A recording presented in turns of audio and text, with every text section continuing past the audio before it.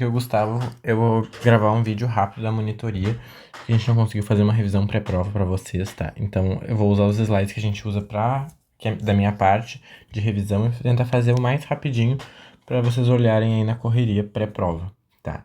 Então eu trouxe esses três conceitos aqui que eu acho importante que os professores geralmente faziam pegadinha, tá? Então fármaco é qualquer estrutura química que produz efeito biológico. Não pode ser nenhuma comida, sal mineral, alguma coisa que faz parte da dieta. É uma molécula exógena, tá? Que produz efeito biológico. Medicamento, ele não é um fármaco em si, ele é um produto farmacêutico. Ele pode conter um ou mais fármacos, tá? Então, o exemplo que eu trago aqui para vocês é o Tilenol Sinus, por exemplo. É um medicamento, por causa que esse aqui é o da prateleira lá da farmácia, que vocês estão acostumados a ir na farmácia comprar. Mas ele contém dois fármacos, ele contém o paracetamol e ele contém a pseudoefedrina. Porque este combo aqui é um medicamento só, tá? Mas contém dois fármacos. E remédio é uma coisa leiga, que qualquer coisa que causa bem-estar ou faz bem para a pessoa. Então é um termo que a gente não usa assim na área da saúde. Esses conceitos aqui são bem básicos, mas é importante vocês não confundirem. E aqui, esse aqui é importante vocês entenderem na janela terapêutica. Principalmente na psico, tem muito remédio com janela terapêutica longa ou estreita. E isso é importante para vocês entenderem as intoxicações e o risco disso. Tá? Então, o que é a janela terapêutica? É a faixa de concentração entre a mais baixa e a mais alta que o remédio vai produzir efeito. A mais baixa é quando o remédio começa a fazer efeito, tá? Quando o fármaco começa a agir no organismo. E a mais alta é onde ele começa a fazer toxicidade. Ele deixa de fazer puramente a sua ação que a gente deseja e começa a ser tóxico, ter efeitos colaterais que nós não desejamos, tá? E essa distância, o ideal é que ela seja o maior possível. Mas isso não depende da vontade da gente, depende de como o corpo reage à molécula, como a molécula é degradada no corpo. Todas as questões de farmacocinética e farmacodinâmica que vocês também estão estudando. Tá? O ideal é que ela seja o maior possível, por causa que aí logo o fármaco começa a fazer efeito e aí tem uma variação muito grande que ele não vai ser tóxico, tá? Então aqui é o ideal. A dose letal é a concentração capaz de matar metade dos animais testados, tá? Isso aqui é para estudo, né? Lá de quando a gente faz em animais ainda. E a meia-vida é muito importante vocês entenderem, por causa que ela dita a posologia, tá? Ela dita de quanto em quanto tempo a droga vai ter que ser administrada no organismo.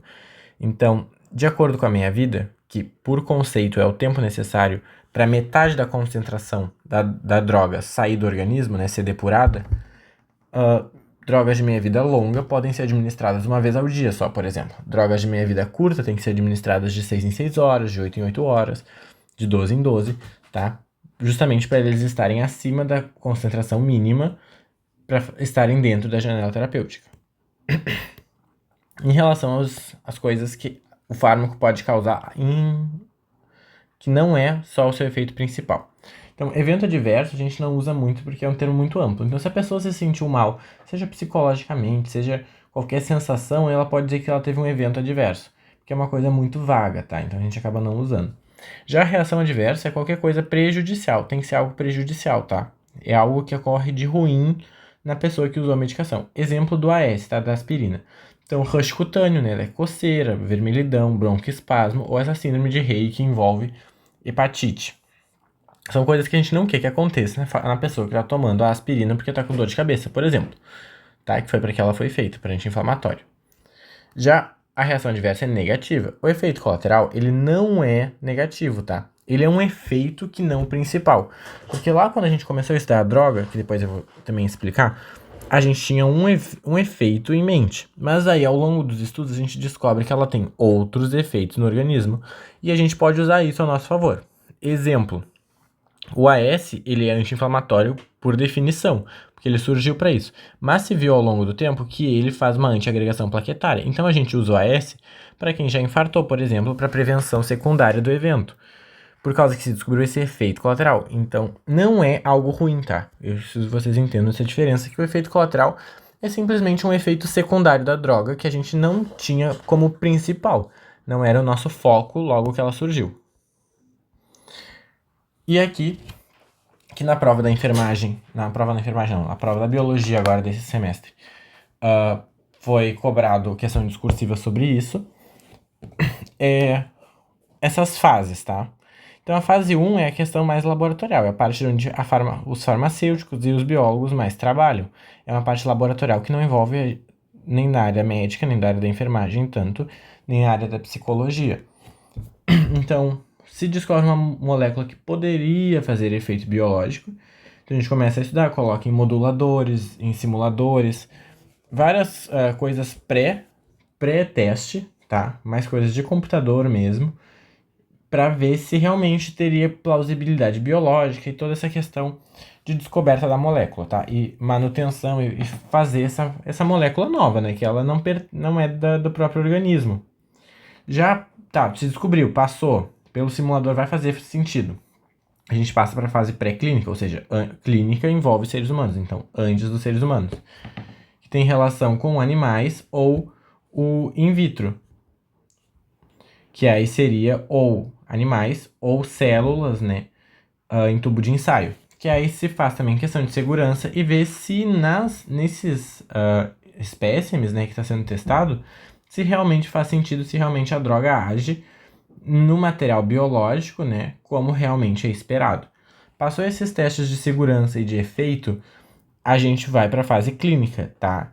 Viu que é seguro administrar nesses animais ou nas células, elas responderam bem, a gente passa para o estudo de fase 1. A fase 1 é importante vocês saberem que é um número muito pequeno e é só para ver a segurança do fármaco. Aqui, no exemplo, por exemplo, a gente está tentando desenvolver um remédio para pressão alta. Aqui a fase 1 são indivíduos com a pressão normal, porque a gente quer ver se é seguro, tá? Se esse remédio não é um veneno, se não vai matar, se não vai dar alguma reação grave. Então é para isso, a gente pega um número bem pequeno de indivíduos saudáveis.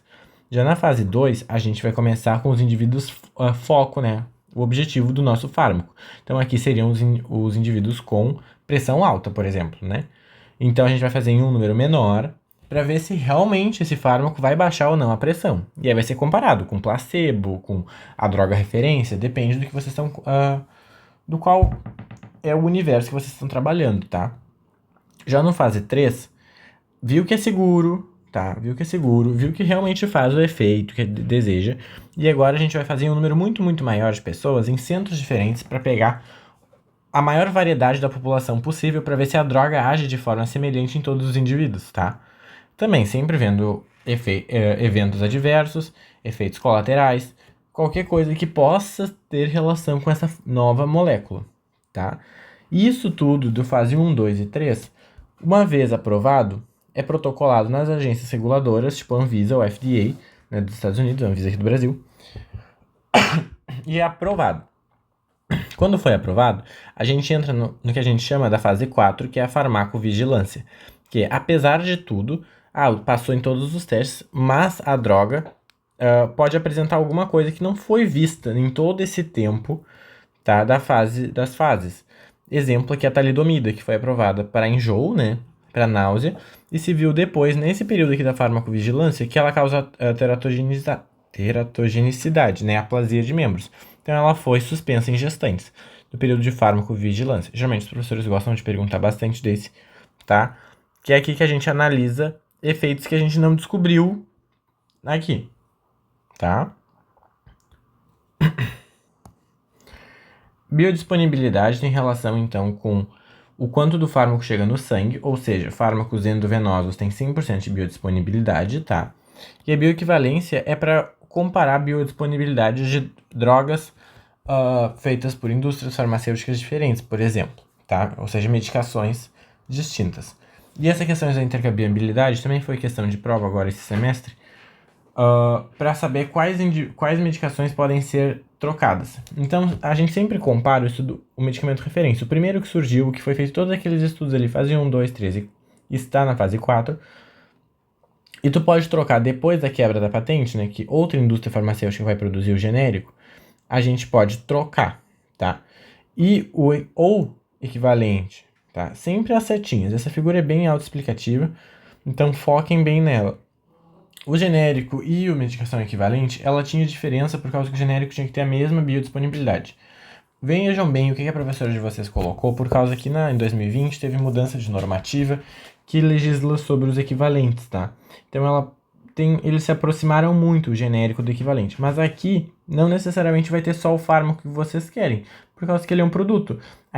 A outra empresa pode ter resolvido colocar mais coisa para fazer um efeito melhor, que ela julga melhor. Então, não necessariamente vai ser a mesma coisa que nem o genérico, que é puramente a droga de interesse, tá? E aqui, muito resumidamente, as formas de administração, ela pode ser dividida em dois grandes grupos, a enteral e a parenteral. Enteral, tudo que passa do trato gastrointestinal, então da boca ao ânus. Então, essas três formas básicas são oral, sublingual e anal. Atenção muito que a oral, ela passa por metabolismo de primeira passagem, por causa que o fármaco vai ser absorvido lá no intestino, então vai ser absorvido pelas veias e vai para o fígado. Vai sofrer o metabolismo de primeira passagem, aquelas enzimas P450 e etc, tá? Já o sublingual e o anal, eles não passam pelo metabolismo de primeira passagem. São coisas distintas. Enteral é o local, então é no trato gastrointestinal, da boca ao ânus. Se vai passar ou não de metabolismo de primeira passagem, é só a oral, tá? Por causa que aqui vai ser absorvido e processado pelo fígado antes de adentrar a circulação sistêmica. Isso aqui, se vocês ficarem em dúvida, é o ideal dar uma olhadinha no livro de farmácia ou de fisiologia para entender a anatomia, que respeita a anatomia das veias. Porque aqui vai direto para o coração e aqui passa pelo fígado antes, por isso que tem essa metabolização. Não passa pelo trato gastrointestinal, ou seja, é outra coisa, então é parenteral. Parenteral tem muitas outras formas, tá? E tudo que não passa do trato gastrointestinal. Mas de forma resumida, a gente divide em direta e indireta. Direta, tudo que envolve agulha. Então, subcutâneo, intradérmico, IM e EV. Tem agulha? Direta. Não tem agulha? As outras todas indiretas. Tópica, então, pomada, vaginal, inalatória ou pulmonar e a transdérmica. Muita atenção que a tópica e a transdérmica elas são distintas, porque a tópica ela tem ação local, tá? Ela não adentra, ou não é o objetivo do fármaco tópico, adentrar a corrente sanguínea. Já a transdérmica é ao contrário. A via de administração é pela pele, mas sim queremos que o fármaco entre na circulação sistêmica e faça seu efeito sistêmico, tá? E de vias de administração aqui eu coloquei então quais? As parenterais diretas, porque envolvem a agulha. E aqui é mais pro pessoal da medicina e da enfermagem, mas para título de conhecimento que deve de acordo com a angulação que a gente administra a medicação. É isso, tá? Qualquer coisa podem mandar mensagem no grupo ou no privado. E boa prova pra vocês, gente.